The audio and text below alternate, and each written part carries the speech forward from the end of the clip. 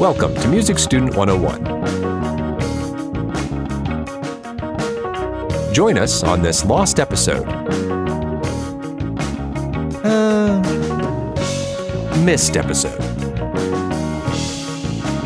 Knowing about harmonic rhythm can inform how you write and analyze music.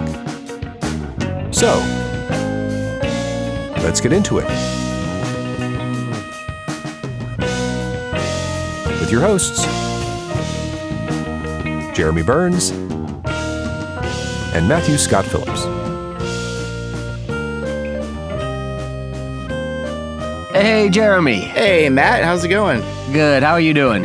I'm good. Happy to be here. Oh, yeah. Happy to nerd out on some more music theory. We are back in the music theory basement. We are. I call this one of our lost chapters. I mean, I'm the one that lost it. We both lost it.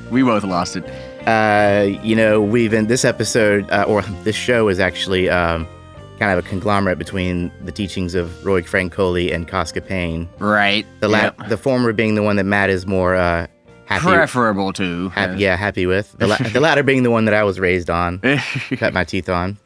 But I think that by the time we got into that other book, we were maybe past Theory 1 or something, so I missed this chapter in the other book. Yeah, it's entirely possible. And this is a concept that, honestly, it's kind of new to me. It's one of those concepts that, to me, is very simple, but implies a whole lot, right? It implies a whole lot about how music is structured beyond just the one chord after another notion of, getting to the end of a piece of music. It is one of those concepts where you first start beginning to open your eyes to the idea of form and how harmony implies form. Well, when I was telling you about this the other day, and you were like, "Oh, that's a amazing topic." I was like, "Oh, good. That means he knows something about it." Well, we'll see. So I'll definitely have some questions. I'm also happy to say that after writing this episode, I think I can officially say that with my college degree and everything, despite all that, I can finally spell RHYTHM. It's tricky, isn't it? It's tricky. RHYTHM. Yeah, you kind of have to think about it a little bit. So here today, we're talking about harmonic rhythm, and we're going to get into that. But first, yes, let's have a little social moment, shall we? Okay, we got ourselves a good new review here. We do. 5 stars. From Amy the Alto. Amy the Alto. Nice. And Amy says, I have learned so much from this podcast. The teacher-student format they use works really well. The hosts have good chemistry and make complex ideas both understandable and entertaining. Oh, thank you, Amy. That's the goal. I recommend you begin with the first episode to learn all the music theory you would get in college. The webpage is a great supplementary resource with supporting visuals. I am just a hobbyist, but I'm becoming a better musician because of this podcast. Well, that's wonderful to hear. Isn't that great? Yes. And like Amy, we also sort of recommend you start with episode 1 and go through, because it is cumulative, as they say, the knowledge of music theory. So we also sort of recommend, don't we, that you start with episode 1, and you can skip some if you really want to. Yes, but binge listeners beware. If you're going to listen to 30 episodes in a 4-day period, you might not absorb everything. You might not have absorbed everything as well as you could have. So yes, always go back and take it from the top and repeat, rinse and repeat. Right, yeah. Oh, another thing regarding those textbooks, Matt, you brought up a good point the other day. If anyone's interested in checking out these textbooks, you can save a lot of money. Yes. By going one edition back, huh? One edition back. So if the newest one is the 7th edition, look for the 6th edition or the 5th edition, because you'll usually get them very, very cheap because you're not competing with college students, right? They tend to go for the newest editions. And it's really essentially the same information.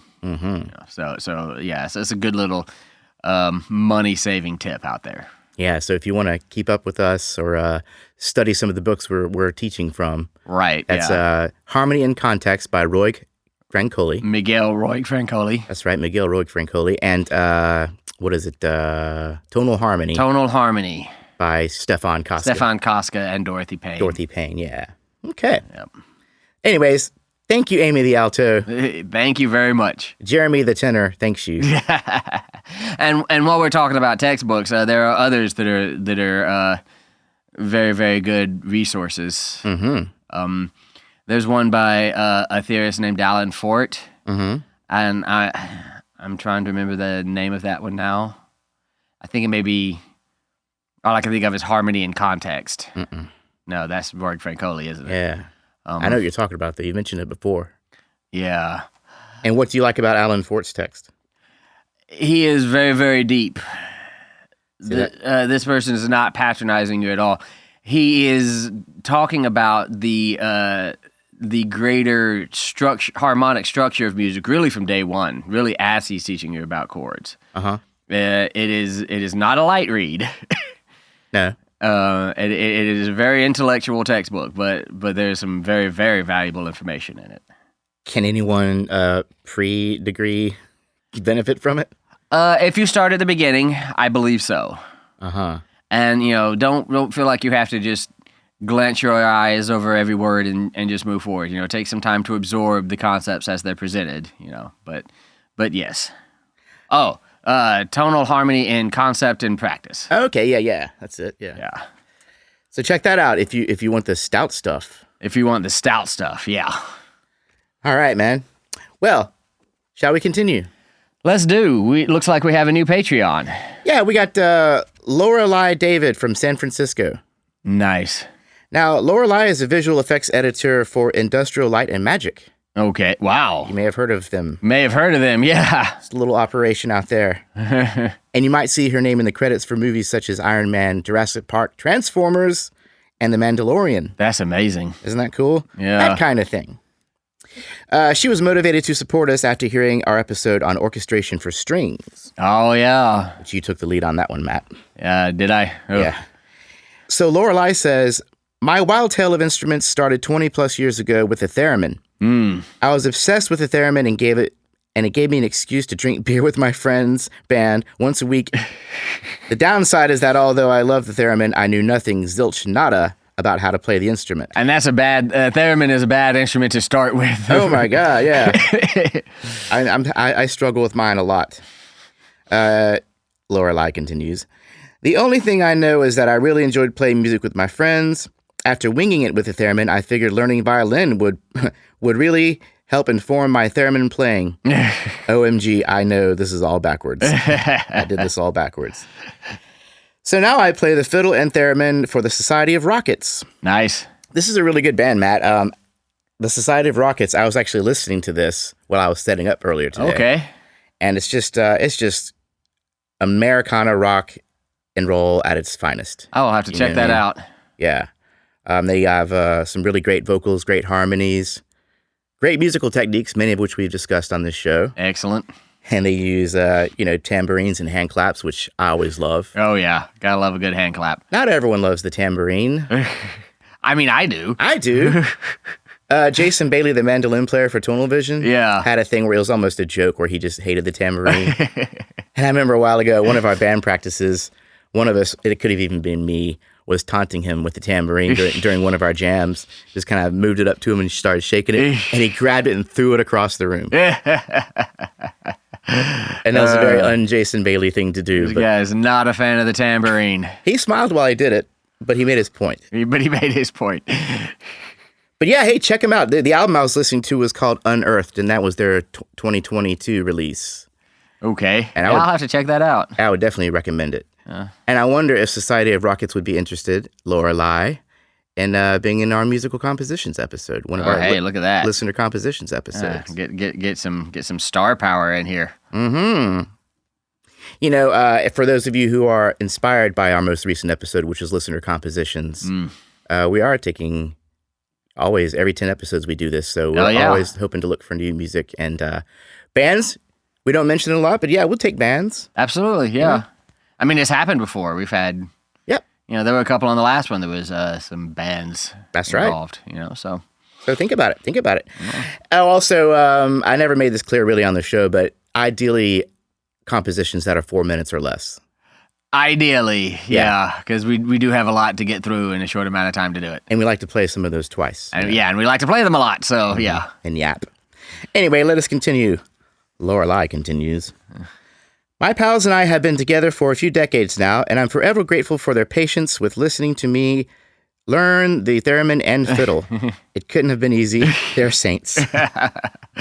And she closes with a couple of fun facts. Fun facts. Fun fact number 1. Yes. I chose fiddle because Clara Rockmore, the first theremin virtuoso, was originally a violin player. That makes sense. Leon Theremin developed the instrument with her collaboration. And there's a great documentary on that, actually, if anyone's interested. Yeah. Clara Rockmore, she can make that thing really sing. Yeah, right. Oh, yeah. And this is like, what, in the 40s, 50s or something like that? With the invention of the theremin, probably the late 40s. Old school. But she's worth checking out. Mm-hmm. Fun fact number 2.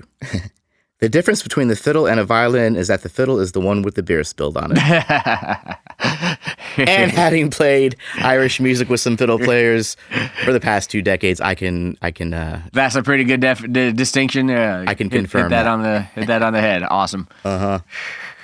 So thanks again, Lorelei David, our new Patreon patron. If you want to be like Lorelei, you can go on patreon.com/musicstudent101.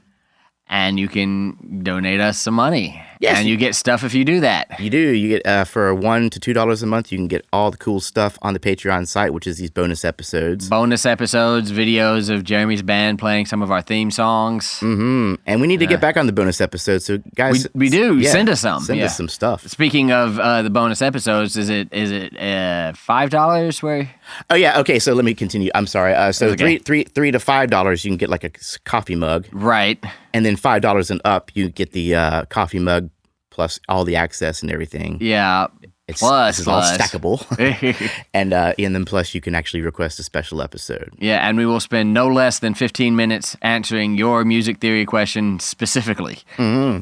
And if you have sent me one and somehow you haven't heard it yet, hit me back again. Yeah. Sometimes these things get lost. Sometimes you got to bug Jeremy a little bit. Yes, you do. Get on. And there's no hard feelings about it. No hard feelings. Because I know I'm a space cadet. All right, man. All right. And then more listener mail. Yeah, we got another listener mail. We got Austin Rocketbook. Austin Rocketbook from NSW, Australia? New South Wales. New South Wales, yeah. Australia. See, I didn't want to assume. So, who also gave us 5 stars on Spotify. Mm-hmm. And Austin says, I am an aspiring musician and music theory nerd from Newcastle, New South Wales, Australia. Mm-hmm. My instrument of choice is the guitar, and am hoping to engage my theory brain to write some of my own music. There you go. Awesome. I am currently writing you from episode 56, Harmonic Progression Part 5. Unfortunately, my theory brain will only allow me to absorb so much information, and have found myself unable to grasp some of the concepts in these past few episodes. Therefore, I am planning to go and revisit the early episodes until the concepts become concrete, as suggested by yourselves and our friend Luke. Yeah, I remember that a long time ago. Yeah. Great. Yeah, we do recommend that. Go at your pace. This stuff can be complex. Don't feel like you've got to know everything at once. Mm-hmm. We said it before, we'll say it again. Yeah. I also had a question which I believe has a very simple answer, but I can't seem to find anything online. Whenever yourself or Matt mention a type of 7th chord, you refer to these as a 7 of 5 chord, etc. I am always left a little lost. Correct me if I'm wrong, but is this a different way of referring to the different 7 chords, e.g. dominant 7 major, 7 minor, minor 7 flat 5, diminished 7th, half diminished 7th, etc.? Mm-hmm. First of all, the phrase theory brain has really sort of taken off, number one. Oh, yeah. It's amazing. So my theory students at the college where I teach are now using the phrase engage your theory brain. Uh-huh. Like at me when I can't remember something. And it's the little monsters are having such a good time with it. Uh-huh. Because they all listen to the podcast at this point. Isn't that great? Yeah, and so I'm getting that thrown back at me a lot these days. So it's my catchphrase. I need this on a T-shirt or something. Ooh. Hey, we could do that. There's actually a site called redbubble.com where you can find Music Student 101 T-shirts. Yes. And I thought about making T-shirts. Say, engage the music theory brain. Did I happen to mention that I'm a bass player? Yeah, did I happen to mention that I'm a bass player? Stuff like that. Well, yeah, and Indeed. yeah. One of my students actually gave us a whole list of. She's in marketing. Yeah, that's right. And she gave us a whole list of ideas of different coffee mugs and T-shirts and things, and they were some really, really good ideas. We need to jump on. We need to revisit that. Yeah. One of them, I think there was a coffee mug that was said "Theory Brain Engaged" or something like that. It was actually pretty cool. So, yeah. Oh, back to the question though. But anyway, he asked this question about what are we talking about when we say a 7 of 5 chord, and are we referring to seventh chords? And the short answer is no, we're not. So when we talk about seventh chords, we talk about all these examples Austin mentioned: dominant 7, the major 7 chord, which has the major 7 in it, half step below the root. Sweetness. It's got the sweetness. Versus what we call the dominant 7 or the major minor 7. It's got the tension. Yeah, that just wants to, right? And wants to go to 1. Yeah. And all of those different 7 chords. When we're talking about a 7 of 5, we're talking about a 7 chord that is performing what we call a secondary function. Mm-hmm. So this is a 7 chord that is designed to resolve to a chord whose root is diatonic to the scale. Mm-hmm. For example, if I'm in, what do I want to be in? I'll be in F. Yeah, good old F. And then, if I'm going to F and I'm going to go to C, which is the 5, right? Mm-hmm.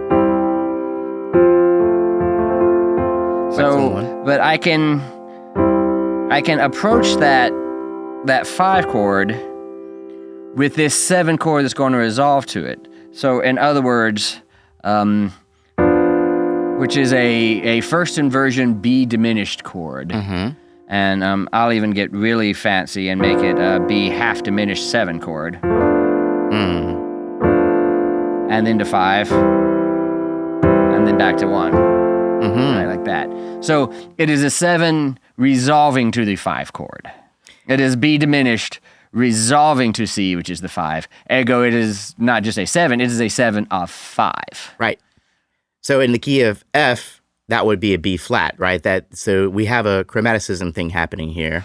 In the key of F, that would be B, because it's resolving to the 5, which is C.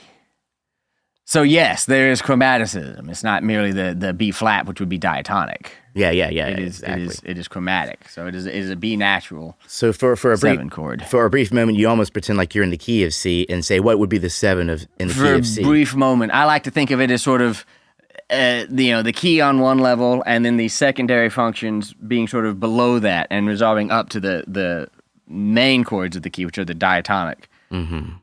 Chords of the key, and there, you can have a 7 of 5, 7 of 2, 7 of 6. And for what it's worth, when we talk about 5 of 5 or 5 of 2, same concept. It's just a dominant chord resolving up that way. Same, resolving to that chord that's in the key. And this can happen in major or minor, right? I mean, like it can. If you're in major, you just find whatever note, whatever chord you want to, I guess, tonicize with the 7 chord. Yeah. And go back a half step and then make a diminished chord off of that. Right, yeah. So, and remember, they don't have to be in root position all the time either, right? Yeah. So that chord I wrote, that was actually a first inversion 7 chord. So it's 7, 6, 5 of 5, moving to 5, which in turn moved to 1. Yeah, okay. Yeah. And we do these inversions for more interesting bass lines, which we have talked about. Which we have talked about, yeah. But we'll talk about that too later on. Okay. So anyways, thank you for all of the people who wrote in. I hope that answered your question. And thank you, Austin Rocketbook. I hope that's your real name. Austin Rocketbook. If not, that's a great little... Yeah. If not, that should be your stage name. Yeah, absolutely. Should be your stage name anyway. Lorelei David. Thank you, Lorelei. Amy the alto. Thank you, Amy the alto. We appreciate your support. Now on to the episode. Now on to the episode, which is about this concept of harmonic rhythm. And keep in mind that this is all westernized music, also known as tonal music, right? Also known as tonal harmony. Mm-hmm. Yes. It does extend beyond European classical music, I think, this concept. Good. It's not unique to classical music, but it is kind of unique to the Western harmonic system that is made up of scales and chords and everything, right? Mm-hmm. The idea, the simple version is harmonic rhythm is the rate at which chords change. Mm-hmm. So we basically we are talking about whether the music has a new chord every measure, mm-hmm. or two chords every measure, mm-hmm. right? Or a new chord every 4 measures. That happens too sometimes, right? Mm-hmm. So it is the rate at which you get new chord changes, mm-hmm. New fluctuations in the harmony. Okay. Very, very simple concept. Yep, ladies and gentlemen, thanks for listening. So thanks. We'll see you next time. How often the chord changes happen? How often the chord changes happen? That's harmonic rhythm. Thank you. Good night. But actually, as I have said before, it is a concept that, while simple, can really sort of open your eyes to new ideas, especially ideas about how music is really defined by its harmony and how things like form. Mm-hmm. Which we've talked about a lot, sonata form, rondo form, et cetera, how these things are in fact informed by the harmony. Right. Yeah. So if something is said to have a slow harmonic rhythm, mm-hmm.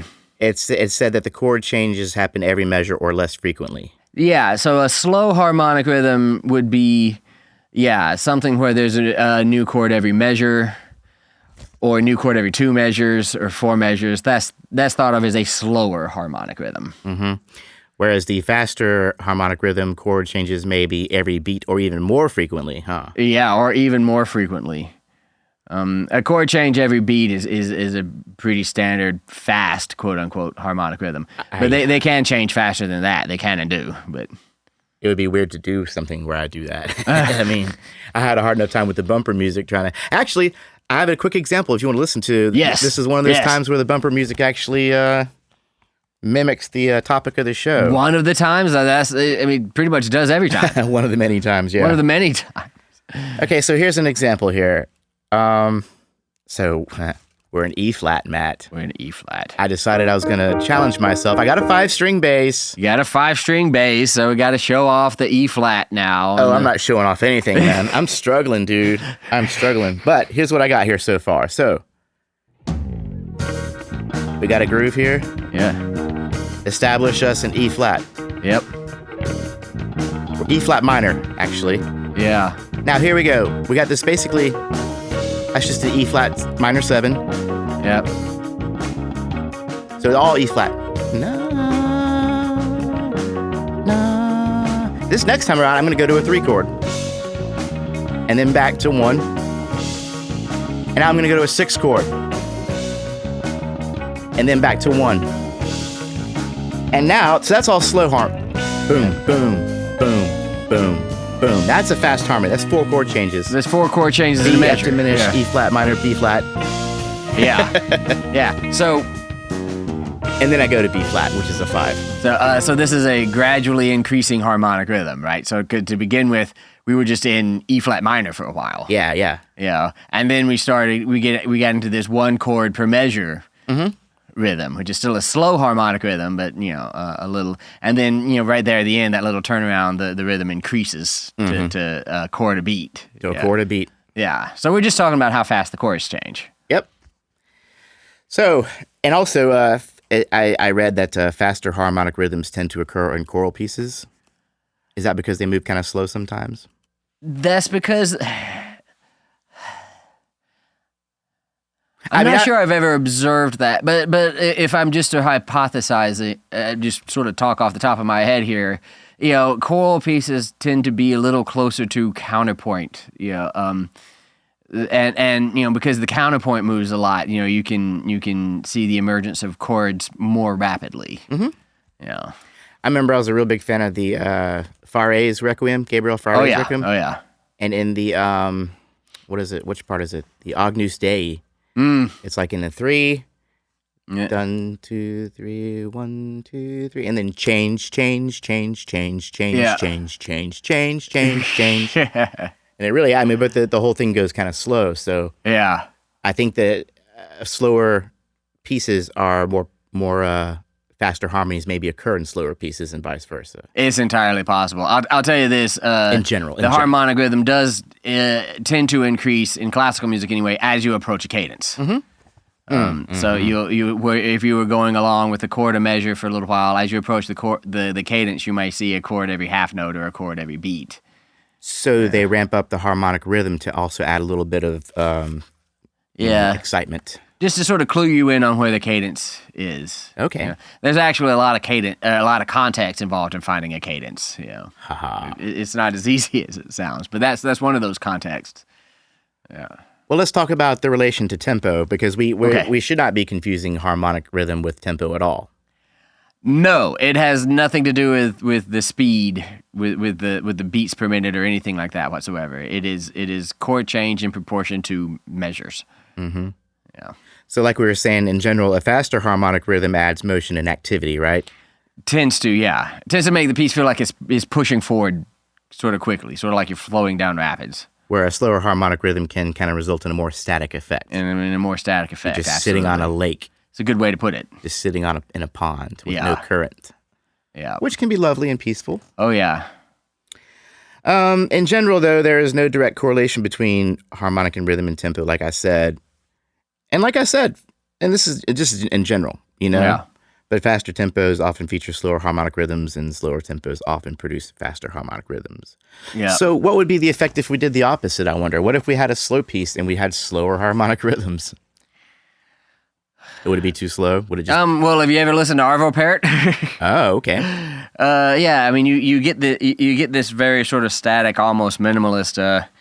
Yeah, I'm just going to compose in the style of Arvo Pärt here right away. Yeah, don't mind me, but please. No, but yeah, I can't do that, which was the source of that sarcasm. But if you have something very slow, which is also not changing. It's the minor chord.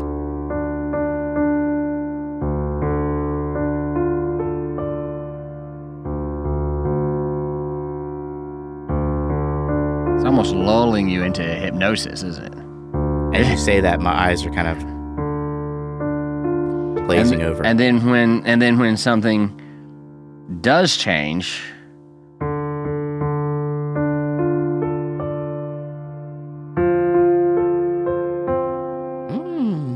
it is very significant.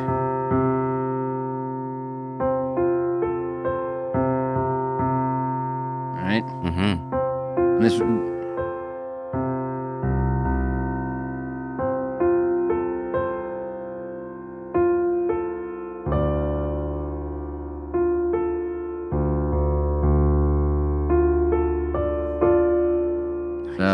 Yeah, you've got this very, very static effect coming off this thing. Meditative. Right? Yeah. And really that effect is coming from that very, very slow harmonic rhythm. Mm-hmm. I mean, if I could almost produce that same effect, faster tempo with slower harmonic rhythm.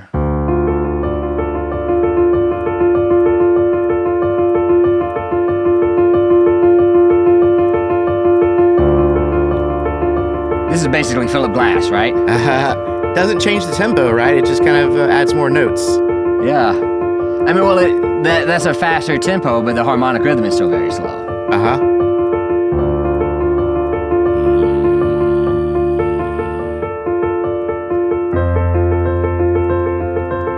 Hey. Oh, yeah, now you gotta... All right, sorry. Question for you. Was that in D minor by chance? Yes. Hey, here's a cool thing you guys should think about. I didn't see what Matt was playing, but I did sing. And I know that the low D is kind of at the edge of my range where I can comfortably sing. So sometimes you can actually guess what key someone's in by knowing your own range and comparing it to the notes that you sing. Clever, yeah.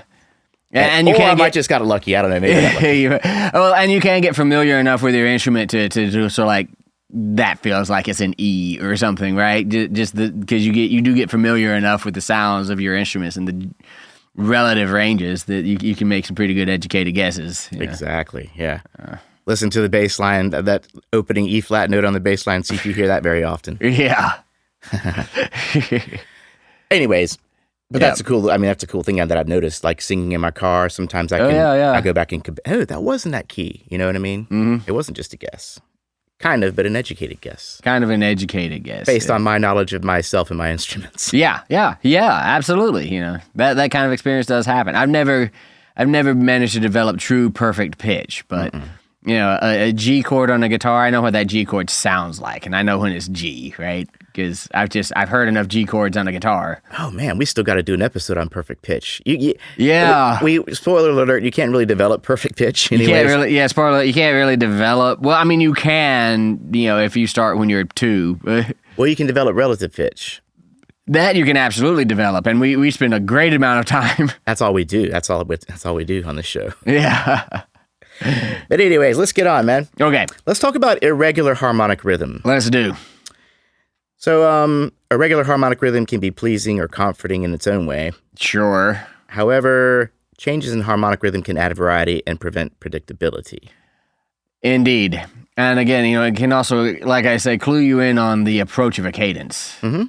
You know, the harmonic rhythm tends to speed up towards a cadence. Uh-huh. You know, I mean, if I take the Ode to Joy just as an example here.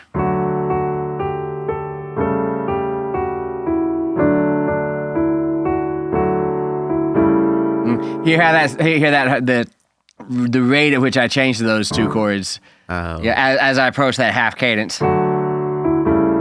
Okay. Change.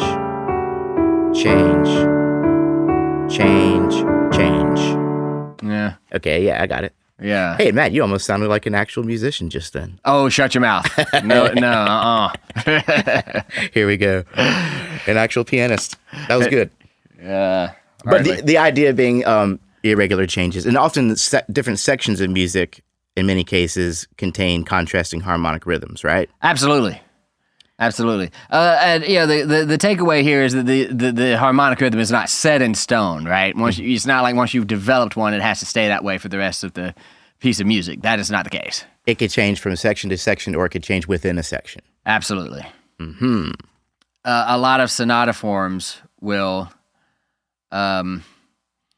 change harmonic rhythms between themes. So if the first theme is in usually a slower harmonic rhythm, the second theme might be in a faster one. Okay. You know, that kind of thing. Again, you know, don't confuse with tempo and don't confuse with meter. We're just talking about how fast the chords are changing. Mm-hmm. You know. Very good. Now, this is one I had to call you up about, Matt. And I think I got it. But let's have you talk about levels of harmonic rhythm. The levels of harmonic rhythm. Mm-hmm. So we have talked before about chords and their functions, and you know, chords of tonic, predominant, or dominant function. Mm-hmm. And we've talked about how some chords and some chord progressions sort of serve to prolong a chord, right? Mm-hmm. So if I'm an F, because I guess I feel like being an F today. That kind of day, huh? It is Friday. It is Friday. No, it's not a Saturday. No, it is Friday. No, it's Friday. Yeah, wow. That's all right. And I'm going to F, and then, you know, I go down here to the 5, and then I'm going to do what we did earlier and do this sort of 7 of 5 thing before I go back to F, right? Mm-hmm. You know, that 5, what did I even do? 7 of 5, 5. Mm-hmm. So 5, 7 of 5, 5. A prolongation of 5. This is a way of pulling 5 and stretching it out a little bit. Right? Right. So on the same kind of thing is informed by our harmonic rhythm. So on one level of harmonic rhythm, you were just talking about the rate of chord change. Which includes the 7 of 5 chord. Which would include the 7 of 5 chord, absolutely. Yeah, and you know, if I'm changing, that sounded like every half note, roughly, in my brain anyway. Then this level is sort of, like you say, it includes the 7 to 5. It's bound to the surface, the melodic, and harmonic activity. Chord change, chord change, chord change, and this is your sort of surface level harmonic rhythm. Okay. On a deeper level, you have the rhythm of the prolongations. Mm-hmm.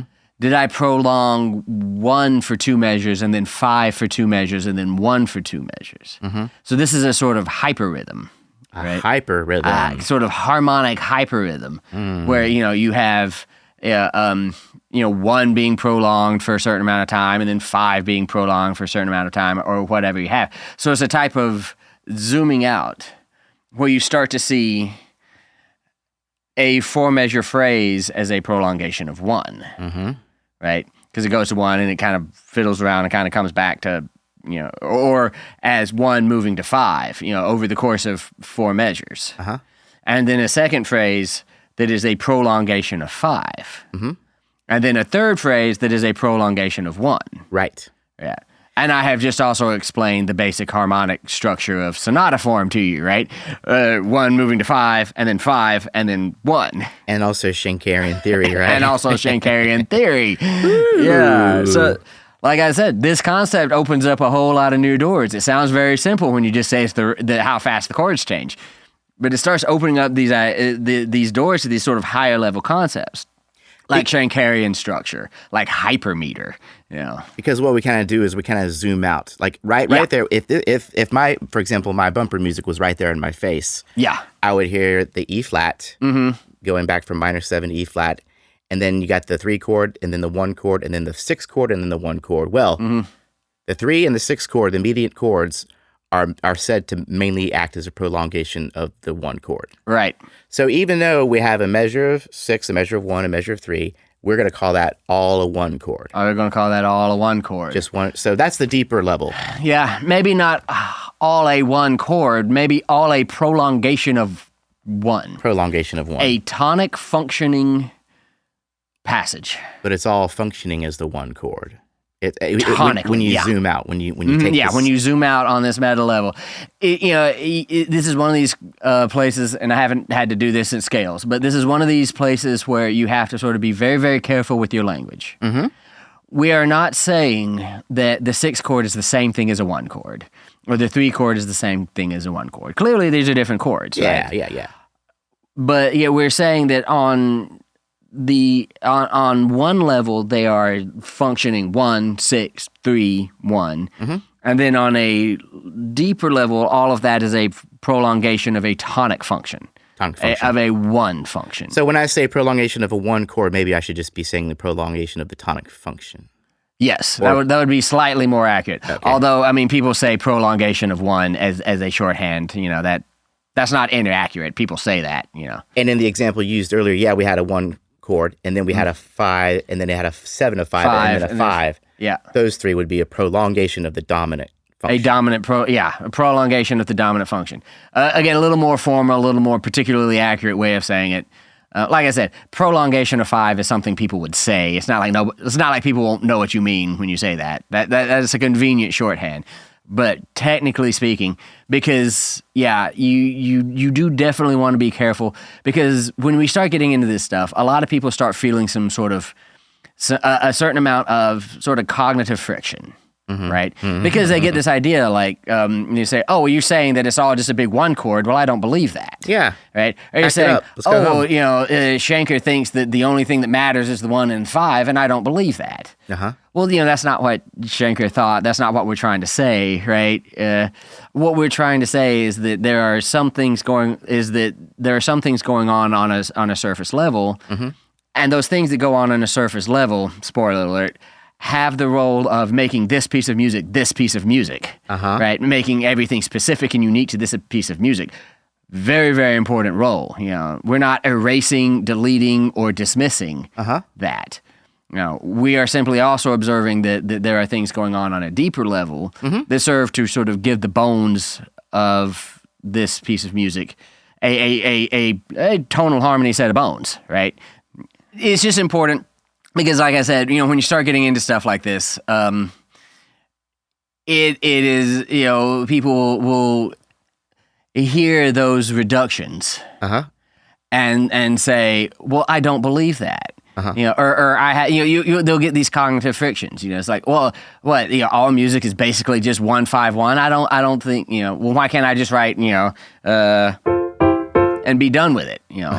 Well, technically, I guess you could. That was very, very boring. But So it's important to help with that cognitive friction by being very specific about what we mean. Sure, I mean, we're not trying to be reductivist, I guess is what I'm trying to get at here. That's what it feels like to me. Yeah, we're not trying to be reductivist or dismissive. To swipe away anything that is a surface level functioning chord note, which some Schenker theorists will call them a superficial note, and that word has pejorative connotations now that they didn't necessarily have at the turn of the century, but. That's funny. We're not trying to be reductivist. We're trying to explain deeply. Yeah. And with that, let's get into metric reduction. Okay. Yeah, because that was a little bit of a bit of a digression. I just think it's funny that the next thing we're going to talk about is metric reduction. Hey man, Schenker is a religion. Okay, people are passionate about this stuff. Both in their acceptance and rejection of. So actually, before we get into metric reduction, you had a great little tree analogy. You want to share that? The tree analogy, yeah. So, and this is talking about levels of harmonic rhythm. We kind of got off on Schenker and Schenker's notes, but the same concept is in harmonic rhythm. Right? We'll do an episode on Schenkerian theory. Yeah. So the idea that obviously we're not saying that this thing just stays in one for 4 measures when there's clearly other chord changes going on. Imagine the leaves of a tree, which is the surface harmonic rhythm, right? The chord to chord to chord to chord at whatever rate. What we all see, and the leaves change and they fall and new leaves grow, and that is at a rate that is different from the growth of the roots, right? So, and the roots grow slower than that, right? It's all part of the same tree, but you have these sort of different rates where the leaves are growing, changing colors, falling, growing, changing colors, falling, and the roots beneath it growing more slowly. And so appropriate, the leaves would kind of represent the surface level. The surface level harmonic rhythm. And then the deeper level within the roots. Yeah. Fantastic. Yeah, and there is such a thing as the middle level, too, and we just have to do an episode of Shaker at some point.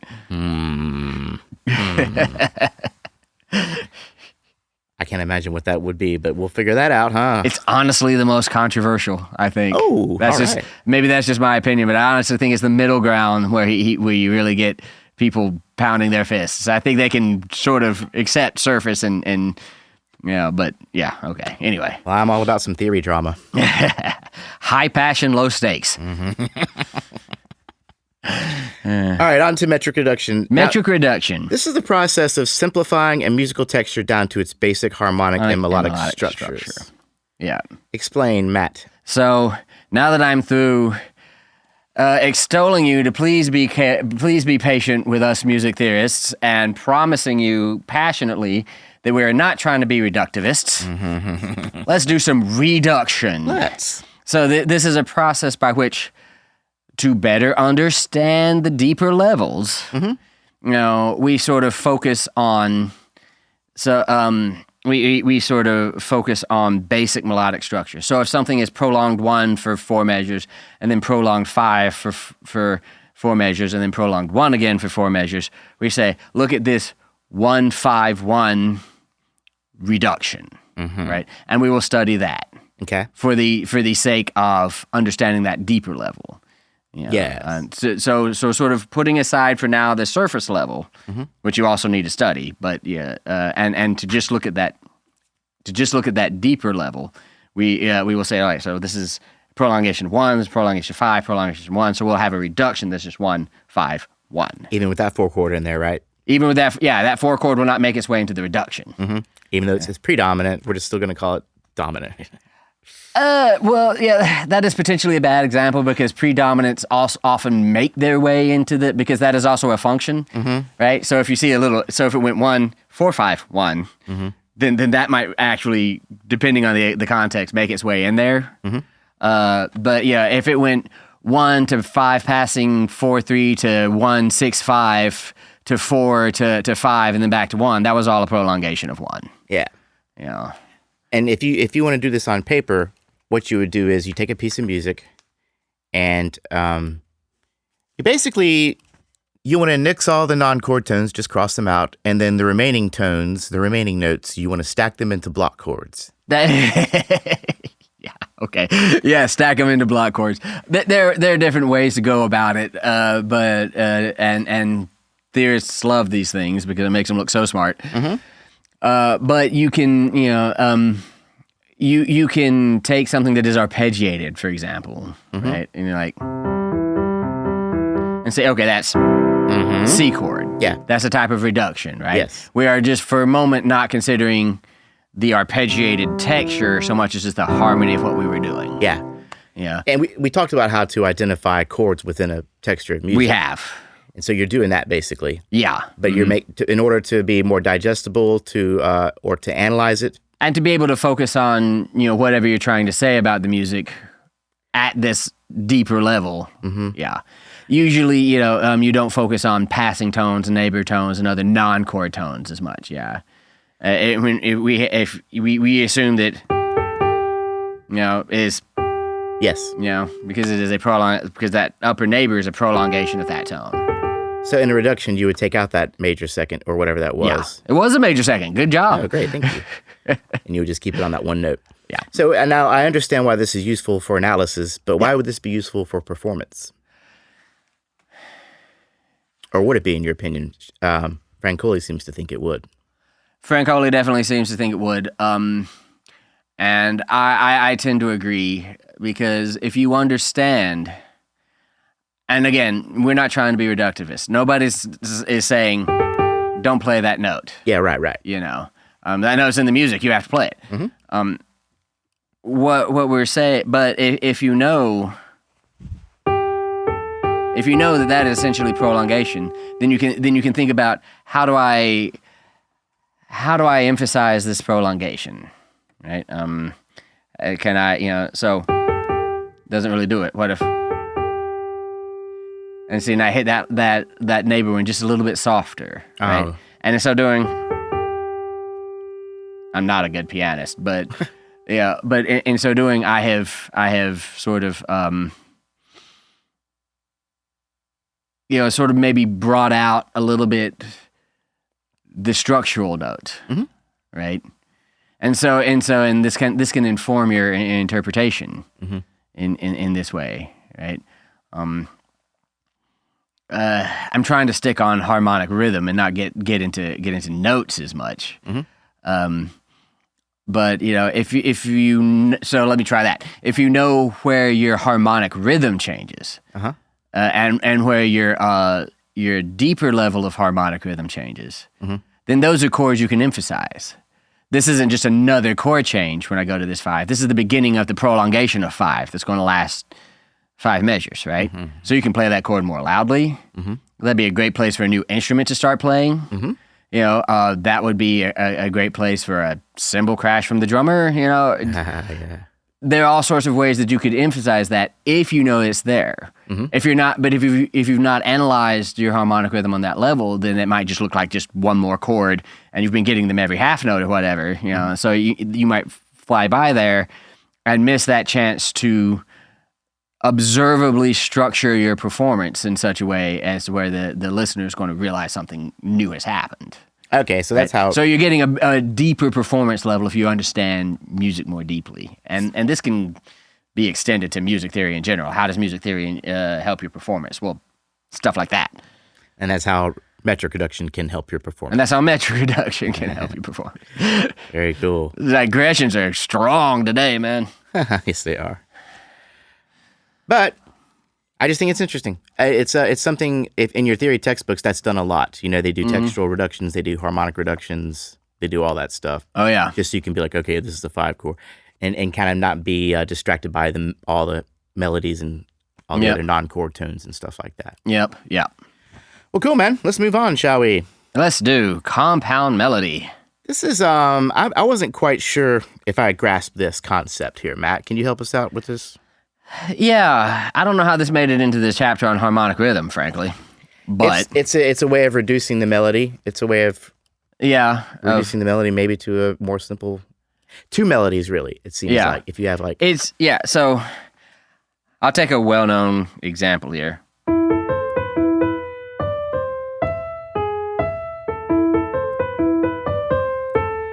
So that's from Bach's two-part invention in A minor, right? The idea of compound melody means that there are sort of harmonic / contrapuntal things going on in the higher notes and then different things going on in the lower notes. So if I take this, so that's just an A minor chord, right? Those first 3 notes are just an A minor chord.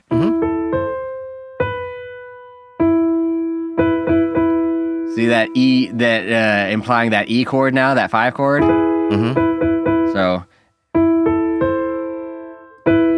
So this is an E down here. So at the top I have this melody, right? And that's just informed by this E that keeps showing up underneath it. Right? So we've got this, combined into the same melody with. Yeah. And it gets even more compound when I go into, So you've got.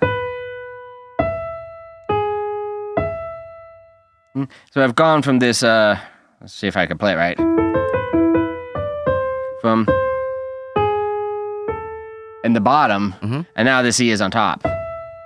Right? So this is compound melody.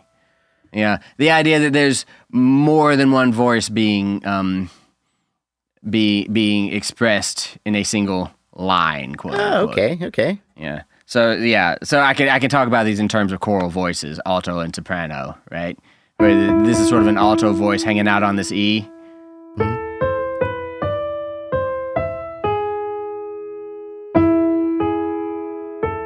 Yeah. And then super soprano, I don't know. Bach was weird.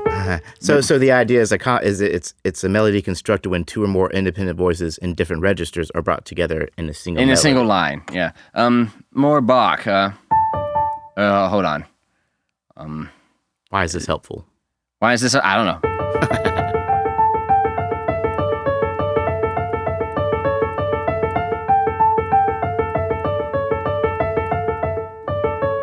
Yeah. Anyway.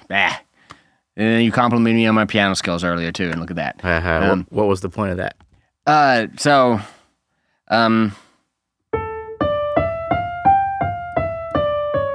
Yeah. Right? Yeah. Informed by this A.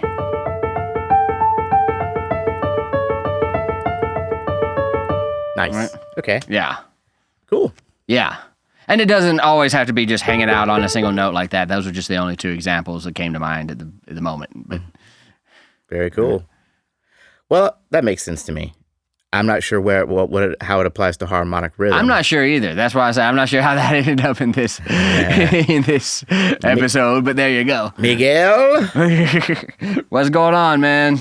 Okay, let's move on, shall we? Yes. We're gonna have a discussion on harmonic accent. Ooh, very nice. We know what a metric accent is, right? So, for example, if we're in 2/4, the accent would be strong, weak, strong, weak. Yeah. 4/4 would be strong, weak, strong, weak. I think we use the terms stressed and unstressed. I think we did. Same difference, though. Yep. The harmonic accent is an accent caused by harmonic progression. Right. So they're calling maybe the 5 chord weak where the 1 chord is strong. Yeah. So, and Matt, maybe you can translate this. I'm going to read this to you and see what you think. Okay. Harmonic accents are rhythmic rather than metric, while metric accents are regular and result from metric structure that is superimposed to the music. Harmonic accents come from the music itself because they result from harmonic events. Yeah. Translate, please. So he's making a distinction between what you talked about, stressed versus unstressed in the meter, right? Versus the harmonic accents that come from a chord change being a thing that you're going to recognize, right?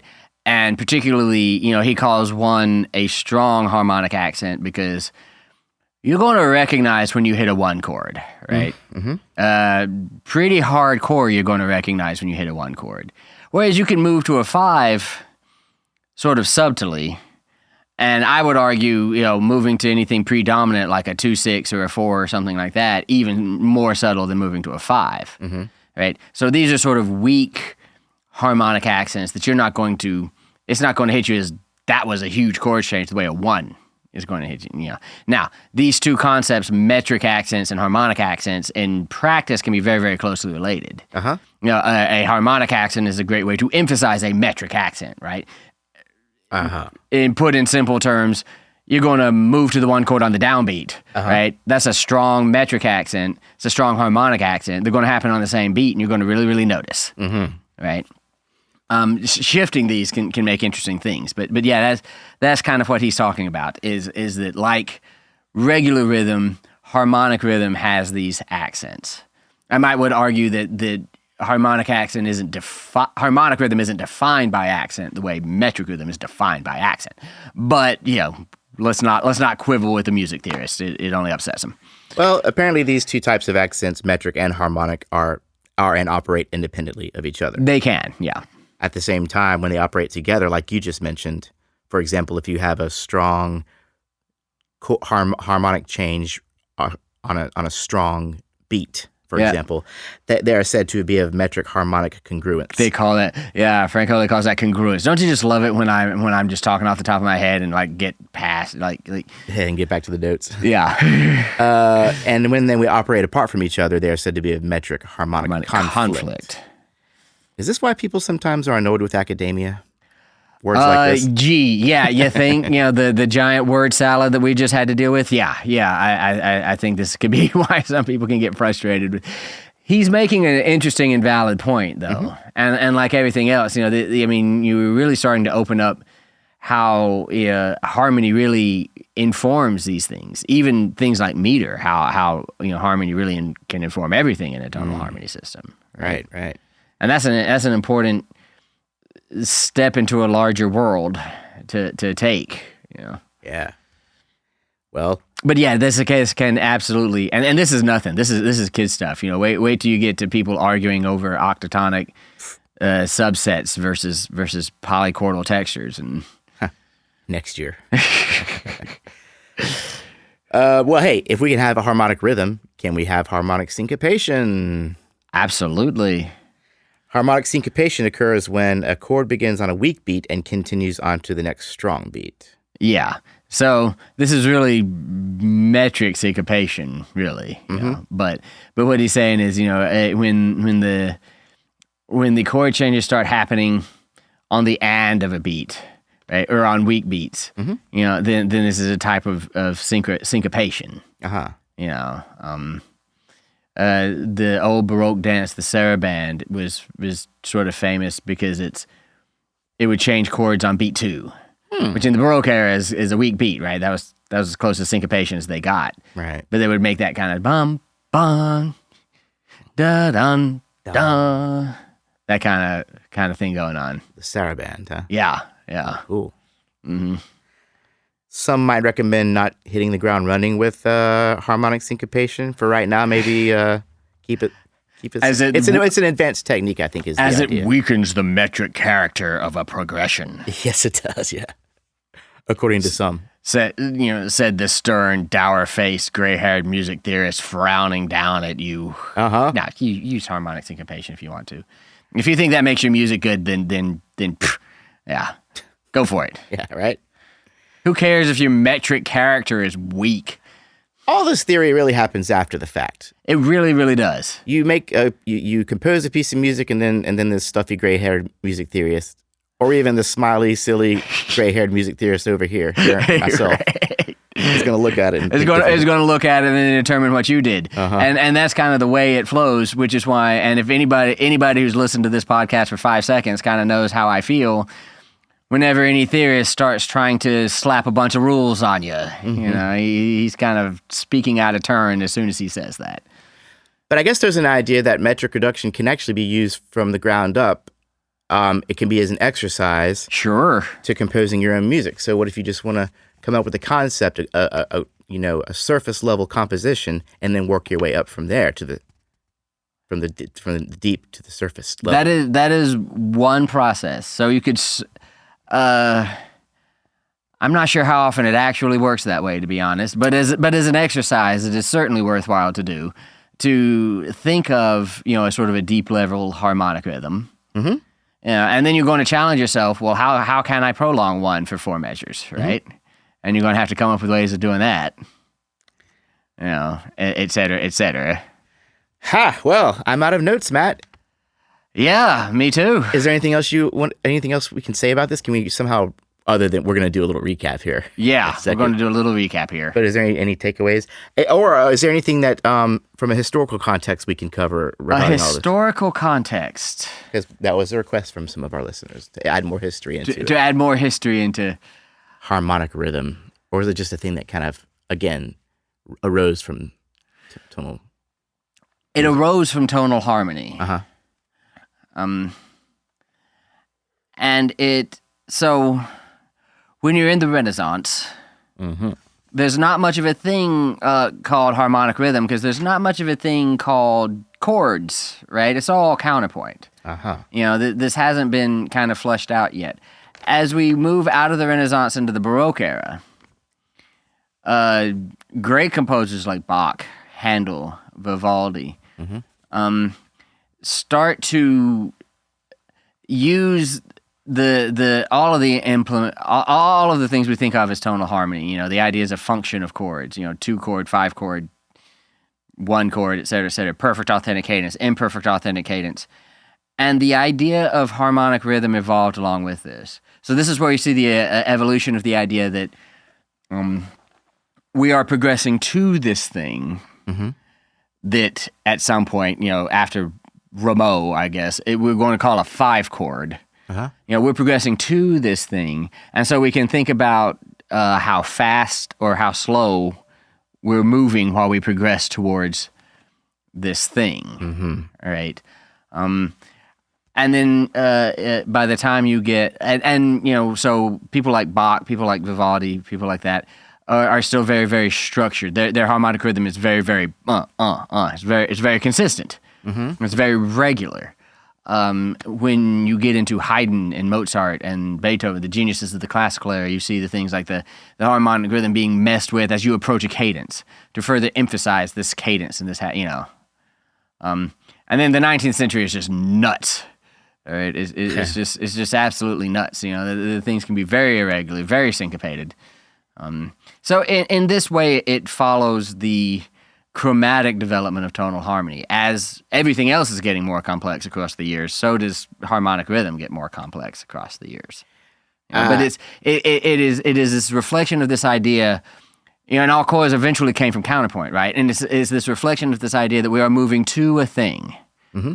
Right? Whether that thing is a 5 chord or a 1 chord or whatever, it is this idea that we are progressing towards this inevitable goal that has given rise to harmonic rhythm. And that idea of harmonic rhythm and this idea that we're moving towards a goal is what in turn gives rise to the idea of form. Mm-hmm. Rounded binary form, sonata form, ABA form, mm-hmm. verse, chorus, solo, verse, chorus. Yeah. Rondo form. These ideas are informed by this harmony, by this idea of not only harmony but also of harmonic rhythm. Right. How fast the chords are changing, and. And you mentioned Rameau, who we haven't done an episode on yet, but real quick clarification. The music theorist on the cusp of the Renaissance, moving into the Baroque era, who codified the idea of chord. Yeah, and function. Jean-Philippe Rameau wrote the treatise on harmony. And he's the guy that kind of says, that thing that always where A, C, and E always end up together? Well, let's call that something. Yeah. That's that guy. Which I appreciate. I mean, that's kind of why we're sitting here, isn't it? Or how, partially. I mean, maybe someone would have done it. It's why we're talking about what we're talking about, not, some other way. Yeah, music evolved the way it did largely because of him. Yeah. Well, we'll get into him later on, huh? We shall. A quick recap. Uh-huh. Before we call it a day. All right, so harmonic rhythm, right? Yes. Long story short, The rate at which chords change. If it is said to have a slow harmonic rhythm, then they are changing once every measure or longer. Or less frequently than once a measure. Less frequent than one. Blah. Word salad. Yeah, less frequent, once a measure or less frequently than that. Mm-hmm. And the faster chord, the faster harmonic rhythms, chord changes every beat or more frequently. Yeah. Yeah. Okay. Every half note or every beat or more frequently. Yes. And then relation to tempo, the main point being... It's not. There's no relation. There's no relation to tempo. Don't confuse harmonic rhythm with tempo. With tempo, yeah. But they do somehow affect each other. For example, in general, faster songs have slower harmonic rhythms.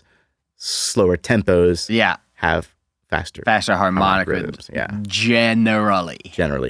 Everything we say here is generally. Everything we say here is generally. Okay. Irregular harmonic rhythm. Yeah. What is this? A harmonic rhythm what did we say that was?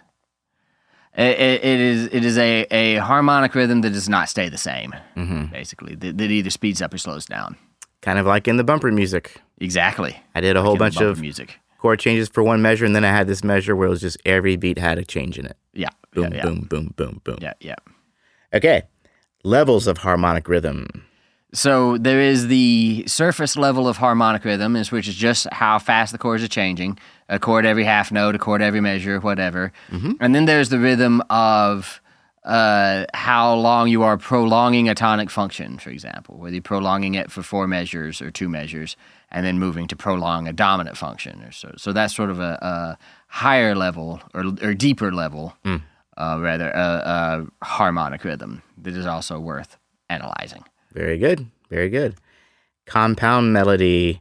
We weren't sure why this was here. We weren't sure why this was in this episode, but it is the idea of 2 voices being brought together in the same line.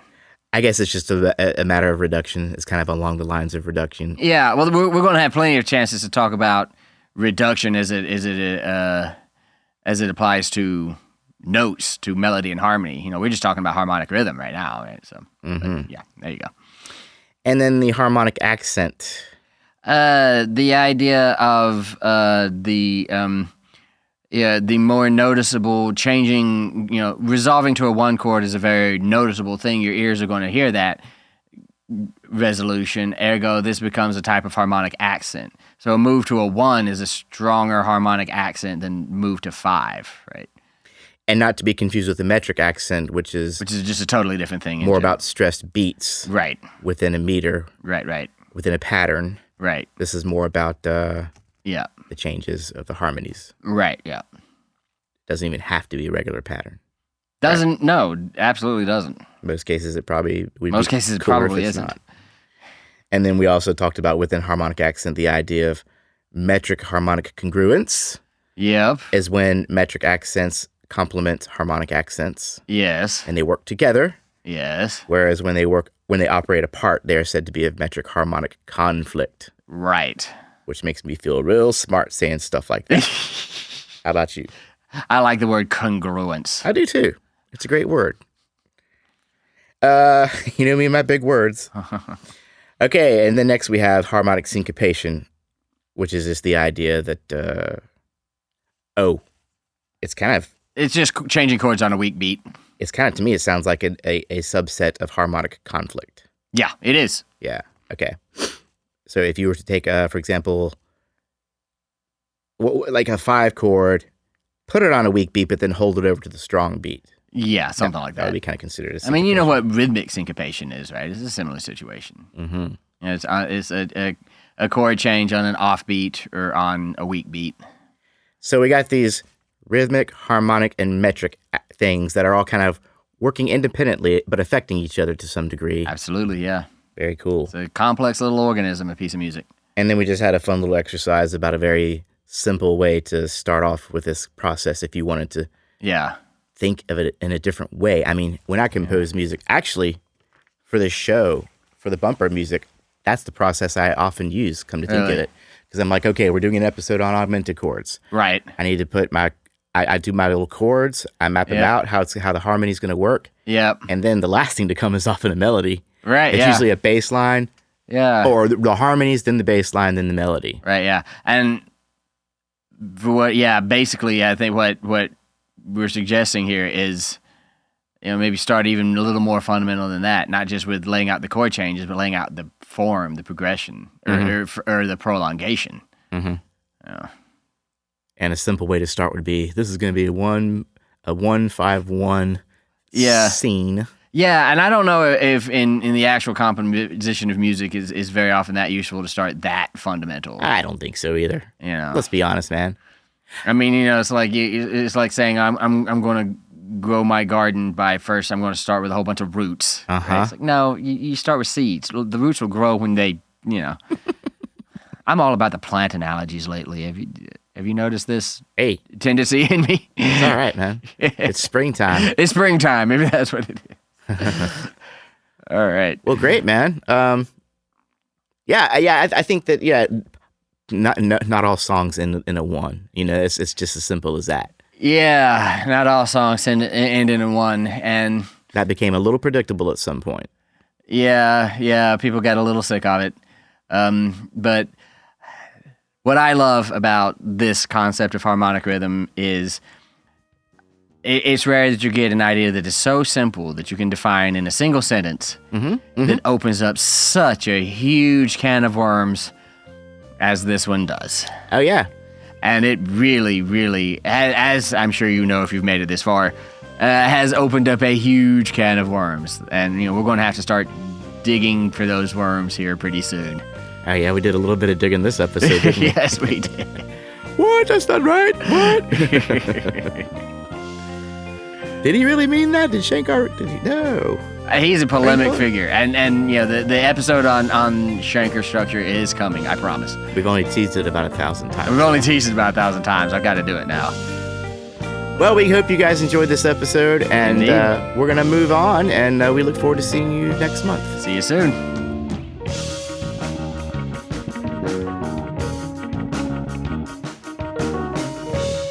Thanks for listening. If you care to support us financially, you can do so at patreon.com/musicstudent101. Or you can find other ways to support us on the donate page of our website, musicstudent101.com. If you want to check out our merchandise, visit redbubble.com/musicstudent101. And of course, for questions or comments, email us at info@musicstudent101.com.